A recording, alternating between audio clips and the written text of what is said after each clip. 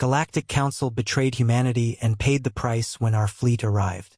The pristine halls of the Galactic Council station hummed with the usual diplomatic chatter as delegates from 47 species gathered for the emergency session.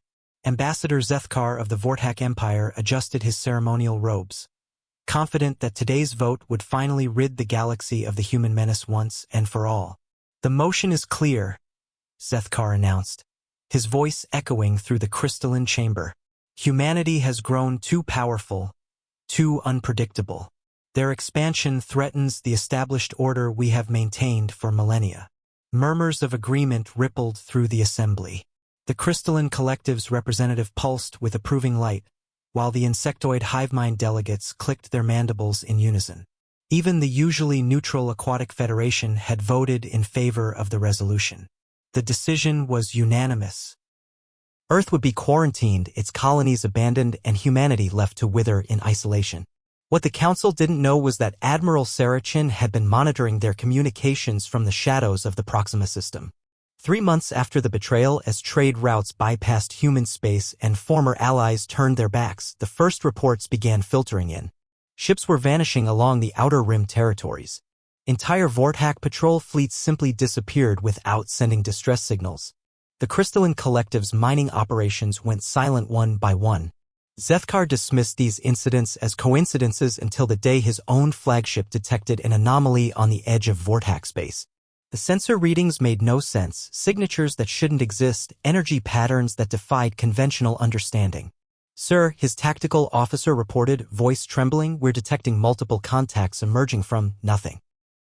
They're not using any known FTL technology." Through the view screen, Zethkar watched in horror as sleek, predatory vessels materialized from what appeared to be tiers in space itself. The ships bore no resemblance to any known human design, yet something about their configuration whispered of Earth's ingenuity. The lead vessel opened communications and Admiral Chen's face appeared on screen. But she looked different, older, scarred, with eyes that held the weight of impossible knowledge. "Hello, Zethkar," she said, her voice carrying an edge that made his blood run cold. "Surprised to see us? You shouldn't be. Humanity has a habit of thriving when cornered." "This is impossible," Zethkar sputtered. "We cut off all your supply lines, isolated your colonies." "You forced us to adapt," Chen interrupted. 3 months alone in the void teaches you things. We found technologies you never imagined, made allies you've never encountered." "Did you really think the galaxy contained only 47 species?" The human fleet moved with terrifying precision. Ships phasing in and out of reality, striking with weapons that bypassed shields as if they were mere suggestions. The Vortak defensive grid, pride of their empire, crumbled in minutes. "You see," Chun continued as her forces systematically dismantled the Council's military assets. "Isolation forced us to look beyond conventional space. We discovered layers of reality you've never dreamed of, civilizations that exist between dimensions. They were quite interested in our situation." As station after station fell silent, reports flooded in from across Council space. The crystalline collective's homeworld reported massive human fleets appearing simultaneously in 17 different star systems.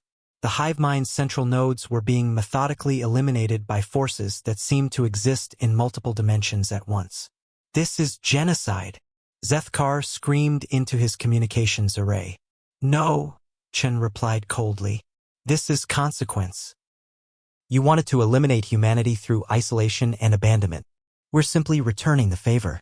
Your council will be disbanded, your military assets neutralized, and your species will learn what it means to be truly alone." The irony wasn't lost on Zethkar as his command ship's systems began failing around him. The humans hadn't just survived their betrayal, they had transcended it, becoming something far more dangerous than the council had ever imagined. In the end, humanity's greatest strength wasn't their technology or their military might.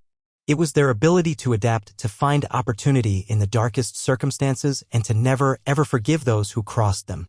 The Galactic Council had betrayed humanity, and humanity had made them pay the ultimate price.